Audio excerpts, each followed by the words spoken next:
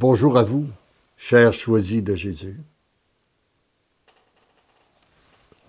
Aujourd'hui, peut-être que plusieurs parmi vous allaient faire une découverte. Une belle découverte. C'est celle que nous pouvons devenir un baume pour le cœur de Jésus.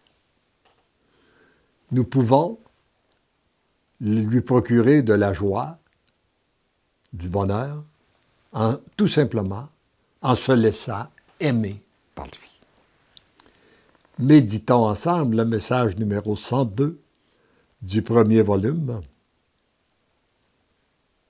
Et ma prière, c'était celle-ci. Seigneur Jésus, ce matin, je vous offre ma misère à accueillir votre amour.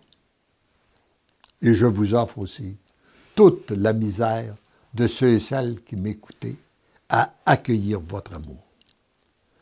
Mon esprit étant absorbé par la transaction sur laquelle j'ai travaillé hier. Venez à mon aide, je vous aime. La réponse, mon tout petit, sois sans crainte, tu as trouvé grâce à mes yeux. Dans ces moments où tu éprouves de la difficulté à contrôler tes pensées qui sont absorbées par des choses extérieures, tu touches à ton impuissance, à tes limites. Sans moi, tu ne peux rien faire, même pas prier, tout est grâce. Voyez-vous, au lieu de vivre, de s'attrister devant une telle situation, lorsqu'on la donne au Seigneur, et en touchant à notre impuissance, ça devient une source de grâce pour nous. Heureux, et il continue en disant, « Heureux es-tu de vivre cette impuissance, de la reconnaître et de me l'offrir. » En ce moment, il est important que tu la reconnaisses. Encore davantage que tu m'offres tout. On accueille tout et on lui offre tout, afin que je puisse te combler toujours de plus en plus. Je suis toujours à tes côtés pour te combler de mon amour.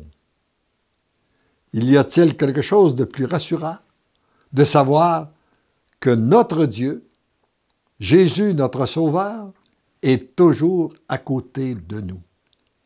Mais il peut vivre même à l'intérieur de nous, dans la mesure où on lui donne toute la place.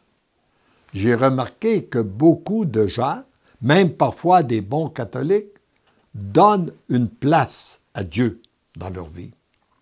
Mais ce qui change réellement, c'est lorsqu'on décide de lui donner toute la place. C'est là que ça produit réellement.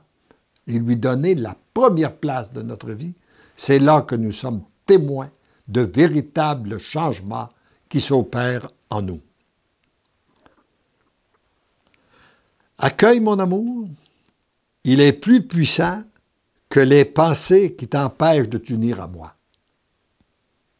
Il n'y a rien de plus puissant au monde que l'amour de Dieu.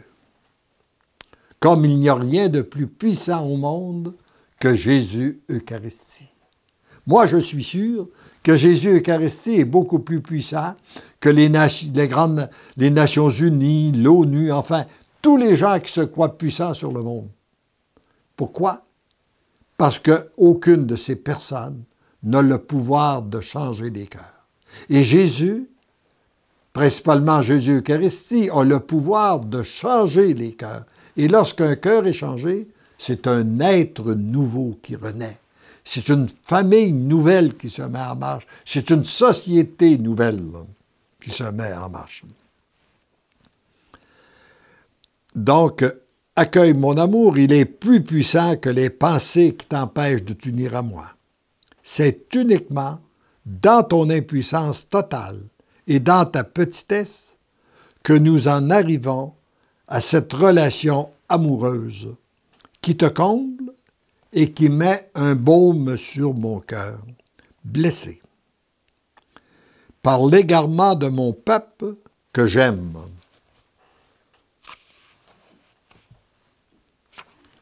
Et dont je suis las de voir souffrir. Il continue de s'enfoncer de plus en plus dans la souffrance en refusant de revenir à moi.